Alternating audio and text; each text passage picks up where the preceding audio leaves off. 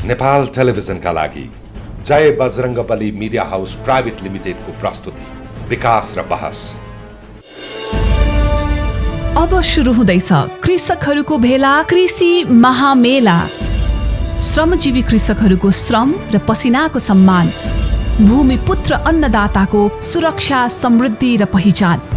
दोस्रो राष्ट्रिय शिखर कृषक अवार्ड 2077।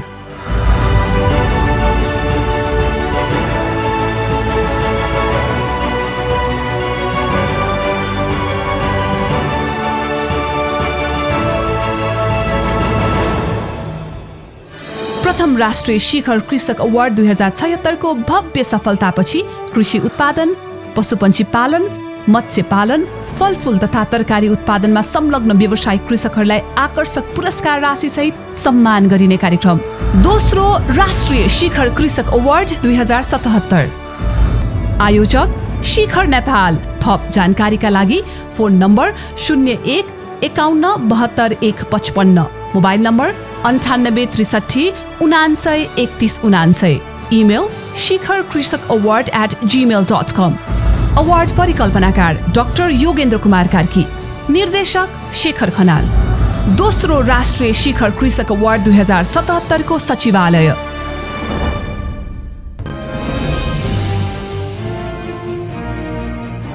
आदरणीय दर्शक महानुभावहरू नमस्कार। नेपाल टेलिभिजनबाट हरेक शनिबार बिहान 9 बजे प्रसारण हुँदै आइरहेको कार्यक्रम विकास र बहसमा यहाँलाई हार्दिक स्वागत गर्दछु। म शेखर खनाल।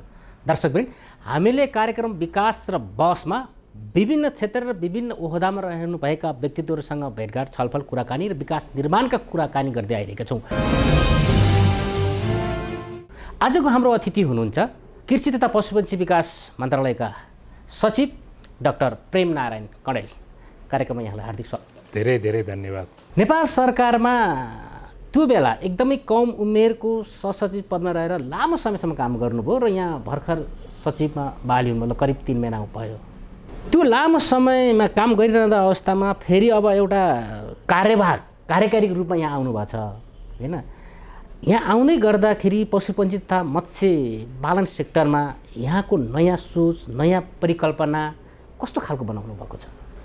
म झन्डै 10.5 वर्ष जति सहसचिव पदमा वन तथा वातावरण मन्त्रालयमा का विभिन्न जिम्मेवारीहरूमा काम गरेँ। खास गरेर विभागका महानिर्देशकहरू, त्यसपछि गएर योजना महाशाखा, वैदेशिक सबै तहमा काम गरेर त्यहाँको ज्यादै ठुलो अनुभव, खास गरेर नीति निर्माण, योजना, कार्यक्रम अनुगमनको क्षेत्रमा धेरै अनुभव हासिल गरेर चाहिँ नि विगत 3 महिनादेखि नेपाल सरकारले मलाई सचिवको पदमा प्रमोसन गरेर यहाँ नियुक्त गरेको छ र ती सबै अनुभवहरूलाई मैले समेटेर यो एक खालको नयाँ क्षेत्र पनि हो मेरो लागि, पशुपन्छी तथा मत्स्य क्षेत्र। तथापि अब विज्ञानको विद्यार्थी भएको हुनाले यो बायोलोजिकल साइन्स नै हो, त्यस हुनाले केही आधारभूत भिन्नता भए पनि धेरैजसो उस्तै नै छन्। र म आइसकेपछि यहाँको चाहिँ नि वस्तुस्थितिको बारेमा अध्ययन गर्दै पशुपन्छी तथा मत्स्य क्षेत्रले नेपालमा के कस्तो योगदान दिएको छ र त्यसले चाहिँ नि आजसम्म के कस्तो उपलब्धिहरू हासिल गरेको छ र के सिकाइहरू सिकिएको छ र चाहिँ नि अहिले देखिएका विषयहरू, मुद्दाहरू के छन्, सुधारका क्षेत्रहरू के छन् भन्ने पहिचान गरेर मैले 1 महिना अगाडि अथवा 2 महिनाभित्र सुधारको तत्कालीन रणनीतिक योजना तर्जुमा गरेर माननीय मन्त्री स्तरबाट चाहिँ स्वीकृत गराइसकेको अवस्था छ। त्यस हुनाले मैले एक खालको बाटो अब नेपालको पशुपन्छी तथा मत्स्य क्षेत्र कसरी अगाडि बढ्यो भने यो बढी किसानमुखी हुन्छ, बढी व्यावसायिक हुन्छ, बढी चाहिँ नि रोजगारमूलक हुन्छ भन्ने दिशामा एक खालको रोड म्याप तयार गरिसकेको अवस्था छ। मान्छेको स्वभाव र नेचर अलि पहिलेदेखि नै हुबहु दुस्तै हुँदै आइरहेको देखिन्छ। तर यहाँको सोचाइ पहिलेदेखि नै रिजन होइन, रिजल्ट दिनुपर्छ भन्ने जुन सोच यहाँको थियो, त्यतिखेर सोच हुँदाहुँदै पनि अब आफूभन्दा माथिल्लो तहले निर्णय गर्नुपर्ने, उहाँको निर्णय कुर्नुपर्ने अवस्था थियो त्यतिखेर भने अहिले निर्णय गर्ने, नीति निर्माण पूर्ण रूपमा गर्ने अवस्थामा आइपुग्नु भएको छ भनेपछि अब यो क्षेत्रलाई कृषिमा र पशुपालन क्षेत्रमा आत्मनिर्भर बन्नका लागि अथवा किसानहरूका लागि चाहिँ किसानहरूलाई पनि जिम्मेवार बनाउनको लागि त्यस्तो खालको अझै कुनै नीति नियम बनाउनु बाँकी छ? अब मैले यहाँसित कुरा गर्दाखेरि अघि भने जस्तै त्यो सुधारको रणनीति कस्तो छ र त्यसको प्रभाव नेपालको समग्र कृषि क्षेत्रमा र पर्टिकुलरली पशुपन्छी तथा मत्स्य क्षेत्रमा के पर्छ भन्ने दिशामै यहाँसित मैले छलफल गर्छु। नेपालको पशुपन्छी तथा मत्स्य क्षेत्रमा नेपालका झन्डै 30 लाखभन्दा बढी किसानहरू आबद्ध हुनुहुन्छ प्रत्यक्ष रूपमा। त्यसो हुनाले यो ज्यादै ठुलो क्षेत्र हो र यसको योगदान आजको मितिमा नेपालको कुल गार्हस्थ्य उत्पादनको झन्डै 13.5% जति छ र यसरी हेर्दाखेरि समग्र कृषि क्षेत्रको 27% को झन्डै 48% जति हुन आउँछ। त्यसकारण यो क्षेत्र ज्यादै महत्त्वपूर्ण र ज्यादै ठुलो क्षेत्र हो नेपालको विकासको लागि, नेपालको चाहिने आत्मनिर्भरताको लागि र यो पोषणको लागि, हैन, ज्यादै ठुलो क्षेत्र हो। र अब यो क्षेत्रलाई अहिलेको सिकाइबाट मैले अघि भन्दै थिएँ, अब नेपालमा पशुपन्छी तथा मत्स्य क्षेत्रमा हामी अन्डामा आत्मनिर्भर भइसकेका छौँ, पूर्ण आत्मनिर्भर भइसकेका छौँ, मासुमा आत्मनिर्भर छौँ, दुध क्षेत्रमा पनि हामी दुधमा पनि आत्मनिर्भर लगभग नजिक छौँ, मत्स्य क्षेत्रमा पनि हामी आत्मनिर्भरतर्फ उन्मुख छौँ। त्यसो हुनाले अबको चाहिने कार्यदिशा भनेको पूर्ण रूपमा आत्मनिर्भर कसरी हुने र कसरी चाहिँ यसलाई व्यावसायीकरण, औद्योगिकरण गर्दै निर्यातलाई बढाउने, आयात घटाउने भन्ने नै अबको कृषि क्षेत्रको र त्यसमा पनि पशुपन्छी तथा मत्स्य क्षेत्रको हो। त्यसैलाई चाहिँ नि दृष्टिकोण बनाएर, भिजन बनाएर, लक्ष्य बनाएर त्यो मैले अघि भनेको चाहिँ नि सुधारको रणनीति तर्जुमा भएको छ, 40 बुँदे सुधारको रणनीति तर्जुमा भएको छ र त्यसको कार्यान्वयनपछि हामी 2 वर्षपछि पशुपन्छी तथा मत्स्य क्षेत्रमा पूर्ण रूपमा आत्मनिर्भर हुन्छौँ र 5 वर्षभित्र हामी चाहिँ नि निर्यात गर्ने तहसम्म पुग्छौँ भन्ने छ र अहिलेको जिडिपी जुन अघि मैले 13.5% भने त्यसमा चाहिँ उल्लेख्य वृद्धि हुन्छ भन्ने दृष्टिकोणका साथ त्यो चाहिँ नि एउटा एकदम कम्प्रिहेन्सिभ योजना तर्जुमा भएको छ। यहाँले यो कुरा भन्दै गर्दाखेरि किसानहरूका गुनासो के छन् भने हामीले उत्पादन गरेका चिज अरू कसैले मूल्य निर्धारण गर्छ, त्यो मूल्य सरकारले गरिदिनु पर्थ्यो। हामीले उत्पादन गरेका चिज बजारमा पुर्याउनको लागि हामीलाई गाह्रो छ, बजारीकरणको व्यवस्था सरकारले गरिदियो हुन्थ्यो भन्ने कुराहरू बेला बेलामा आइरहेका किसानहरूका गुनासो छन्। यहाँ त्यो विषयमा के भन्नुहुन्छ? अब यो विषय चाहिँ नि यहाँले उठाउनु भएको विषय अब नेपालको कृषि क्षेत्रमा र पशुपन्छी तथा मत्स्य क्षेत्रमा के कस्ता समस्या छन् भन्ने विषयभित्रको विषय हो भन्ने मलाई लाग्छ।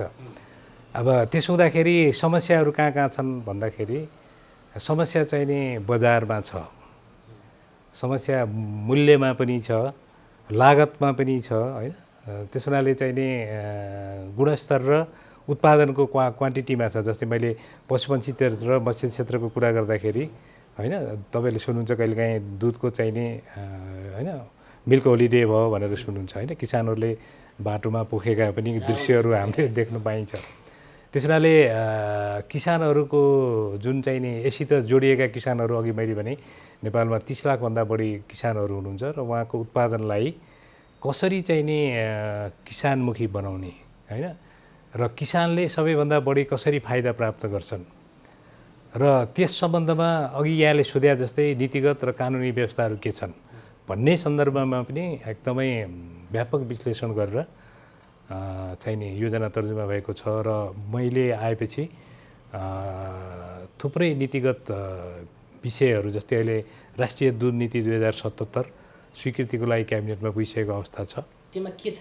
त्यसमा चाहिने डेयरी सेक्टरको दुग्ध क्षेत्रको सम्पूर्ण यो भ्यालु चेन भन्छौँ हामी, मूल्य श्रृङ्खलाका सबै विषयहरूमा जहाँ जहाँ चाहिने इन्टरभेन्सन गर्नुपर्ने छ, जहाँ जहाँ मुद्दाहरू छन्, हैन, जस्तै उत्पादन बढाउनु पर्यो, उत्पादन नबढाइकन पर युनिट उत्पादन नबढाइकन त लागत पनि घट्दैन, किसानलाई फाइदा पनि हुँदैन।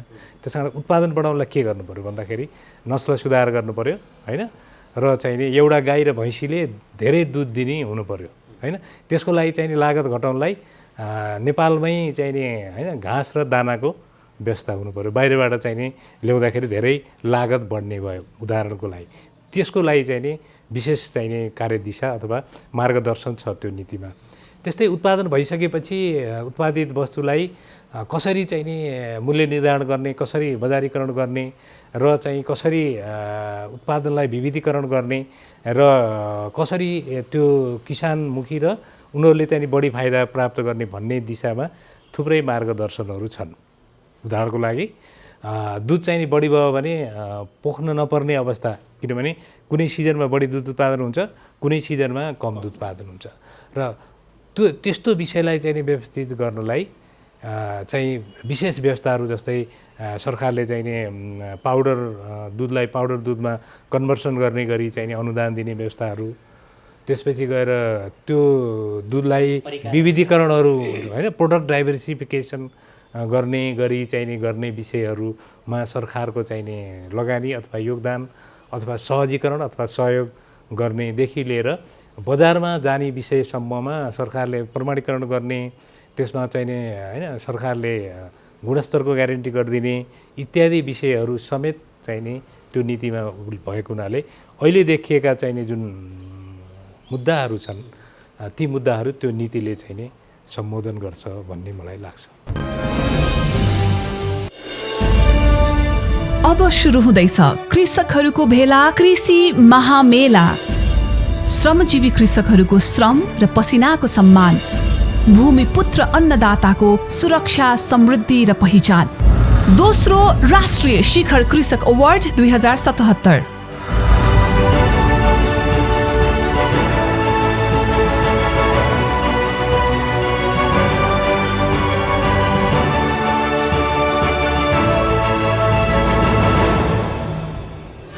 प्रथम राष्ट्रिय शिखर कृषक अवार्ड 2076 को भव्य सफलतापछि कृषि उत्पादन, पशुपन्छी पालन, मत्स्य पालन, फलफूल तथा तरकारी उत्पादनमा संलग्न व्यवसायिक कृषकहरूलाई आकर्षक पुरस्कार राशि सहित सम्मान गरिने कार्यक्रम। दोस्रो राष्ट्रिय शिखर कृषक अवार्ड 2077। आयोजक शिखर नेपाल। थप जानकारीका लागि phone number 01 51 72 155, mobile number 98 63 99 31 99, email shikharkrisakaward@gmail.com। Award परिकल्पनाकार डाक्टर योगेन्द्र कुमार कार्की, निर्देशक शेखर खनाल। दोस्रो राष्ट्रिय शिखर कृषक अवार्ड 2077 को सचिवालय। सबैभन्दा राम्रो कुरो के हो भने दुधहरू भनेका कतिपय यस्ता चिजहरू हुन्छन् जो चाहिँ दुध पनि पर्छ। आज दुध दुइयो भाँडोमा आइसकेपछि दुध खपत हुन सकेन भने त्यसलाई पाउडर दुधमा परिणत गर्ने, त्यही पाउडर दुधहरू हामी विदेशमा चाहिँ अब निर्यात गर्ने जस्ता खालका जुन सोच छ यसले पक्कै पनि किसानहरूका लागि चाहिँ राम्रै गर्छ जस्तो लाग्छ। जस्तै खसी बोका कुरा गर्नु पर्दाखेरि लगभग करिब 2-2.5 वर्षदेखि हामीले हेर्दाखेरि नेपालमा जति इन्डियाबाट खसी बोकाहरू भित्रिन्थे नेपालमा त्यो एकदमै न्यून छ अहिले, हैन हजुर? यहाँले देखिराख्नु भएको छ, एकदमै न्यून छ। तर सरकारले पनि हाम्रो यति गर्दा गर्दै पनि सरकारले हामीलाई हेरेन, सरकारले कुनै खालको व्यवस्थापन गर्दैन भन्ने गुनासो किसानहरू किन आउँछन्? किसानको गुनासोको लागि हो कि अथवा सरकार कहीँ चुक्या देखिन्छ हजुर? अब पहिलो विषय टुङ्गो लगाउँ, त्यो दुग्ध नीतिको विषय कुरा गर्दाखेरि अहिले हामीले नेपालमा विदेशबाट दुग्ध सम्बन्धी चाहिँ पदार्थहरू खास गरेर पाउडर चाहिँ नि ल्याउनलाई एक हिसाबले प्रतिबन्ध नै लगाएका छौँ। त्यसबाट किसानहरूलाई चाहिँ नि फाइदा भएको छ। यद्यपि यो कोभिड-19ले गर्दाखेरि उत्पादन भएको दुध चाहिँ नि खपत हुने कुरामा केही समस्याहरू देखिएका छन् र हामीसित हैन यो डिडिसी चाहिँ नि हामीसित दुध सम्बन्धी एउटा संस्थान पनि छ, त्यसले पनि त्यसमा हेरेको अवस्था छ। पहिलो विषय। दोस्रो यहाँले उठाएको विषय चाहिँ हामी अघि मैले भने कि मासुको क्षेत्रमा पनि हामी आत्मनिर्भर छौँ भन्दैछौँ। मासुको क्षेत्रमा हामी अहिले चाहिँ नि खसी बोका राँगा भैँसी आयात गर्दैनौँ। पहिलो विषय यो म चाहिँ नि किसानहरूलाई पनि र दर्शकहरूलाई पनि सुनिश्चित गर्न चाहन्छु। हामी अहिले औपचारिक क्षेत्रबाट हामी आयात गर्दैनौँ र त्यसले चाहिँ नि के अवसर सिर्जना गरेको छ भने किसानहरूलाई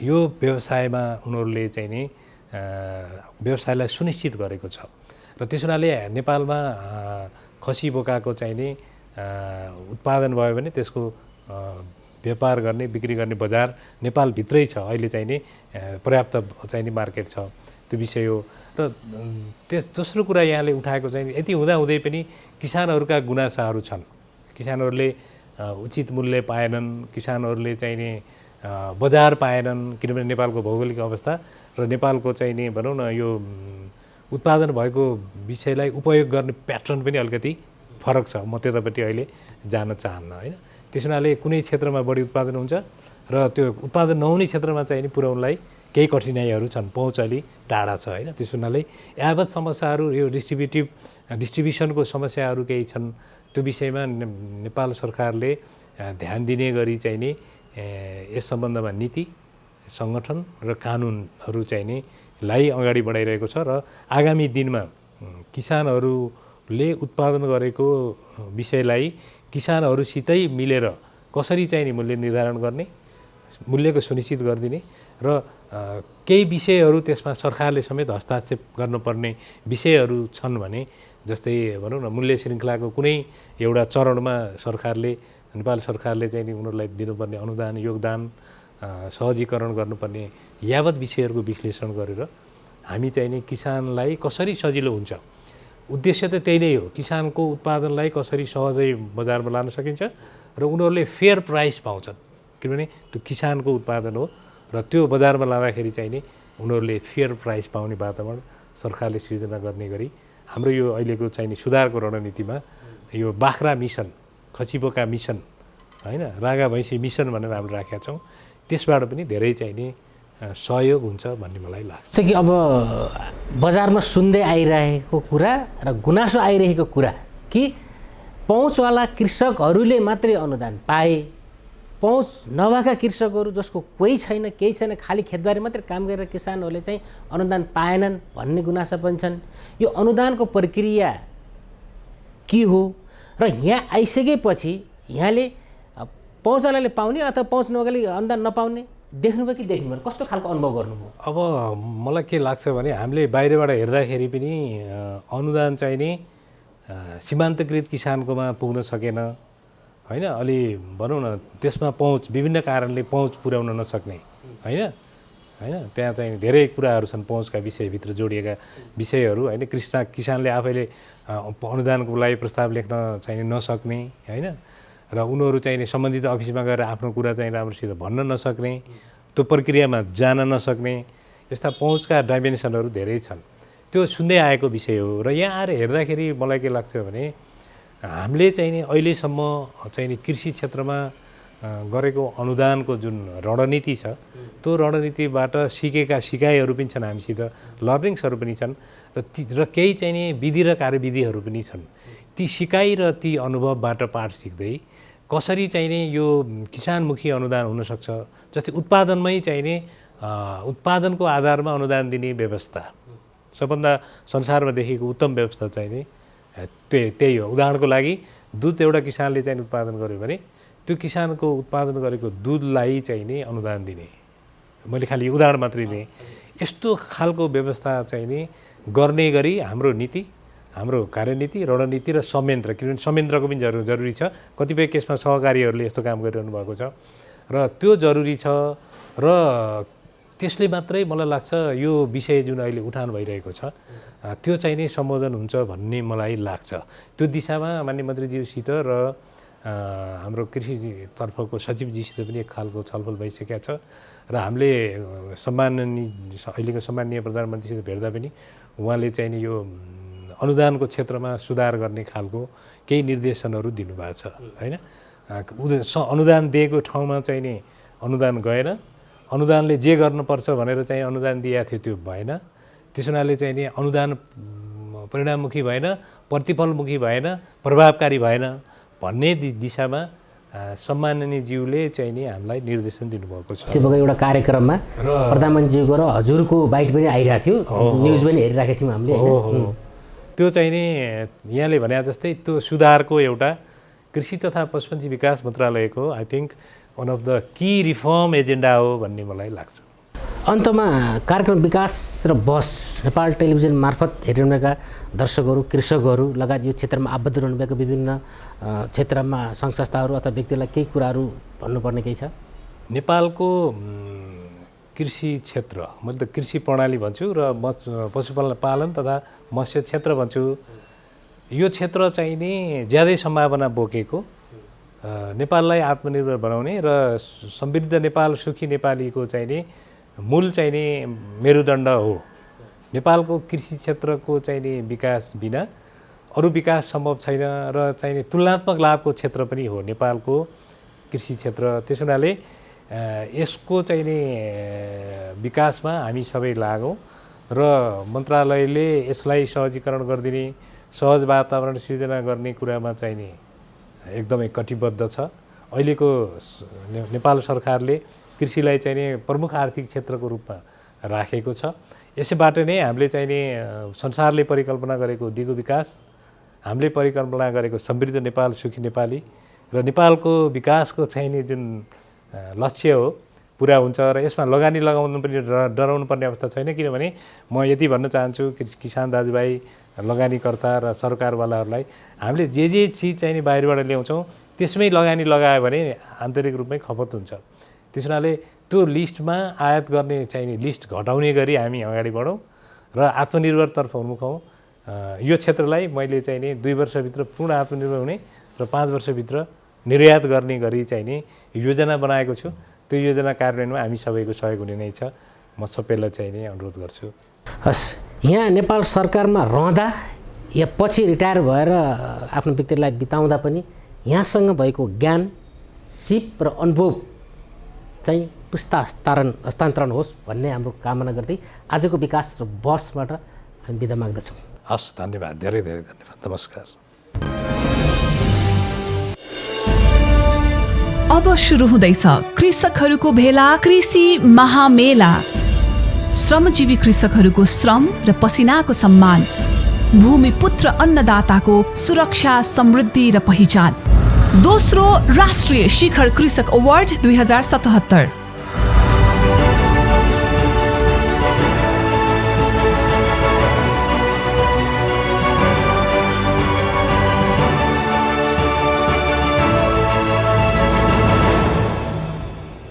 प्रथम राष्ट्रिय शिखर कृषक अवार्ड 2076 को भव्य सफलतापछि कृषि उत्पादन, पशुपन्छी पालन, मत्स्य पालन, फलफूल तथा तरकारी उत्पादनमा संलग्न व्यवसायिक कृषकहरूलाई आकर्षक पुरस्कार राशि सहित सम्मान गरिने कार्यक्रम। दोस्रो राष्ट्रिय शिखर कृषक अवार्ड 2077।